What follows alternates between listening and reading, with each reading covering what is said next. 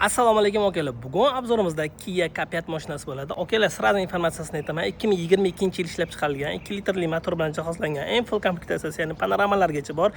Eng qizig'i, mashinamizda bir qo'l, ya'ni 17900 km yurgan. 2022-yil bo'lsa ham родной kraska, motori ходовой korobkasi real holatda.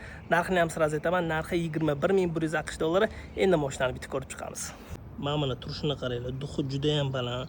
Diska balonlarning holati ideal holatda. Bu qadrdon okami mashinalari bir qo'l haydalgan, почти 18000 km yurgan родной kraska. Xudo xolsa bemalol любой proverka. Mashinamizda full komplektatsiyada, ya'ni panoramalargacha bor. Faqat tonirovkamizda kecha tugadi. Okalar, men OLX'larning internetlarini ko'rib chiqdim. 19820 dollarga 35000, 36000 yurganlarni qo'yishgan. Bizaniki 21100 AQSh dollari, 18000 km yurgan родной kraska. Orqa rakursini bitta ko'ramiz.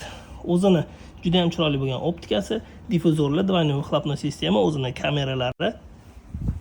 Endi sizlar bilan bitta interyerini ko'ramiz. Elektronli sidenya, old sidenalarimizda perforatsiya mavjud, sababi old sidenamizda abagreiflari bor. Avtohold, parktronika, o'zini kameralari, avtomat korobka, klimat kontrol zonasi, o'zini juda ham chiroyli bo'lgan monitori, multifunksionalniy ruli, kruiz kontrollari, bokovoylarni boshqaradigan rejimlar, detskiy rejimlar, stiklopodъемniklar, stabilizatsiyani o'chiradigan rejimlar va panorama tom. Mashinamizda полностью full option okalar. Родной kraska 18000 ga hali probegi yetib bormagan. Narxi 21100 AQSh dollari. Kia K5 2 litrli motor.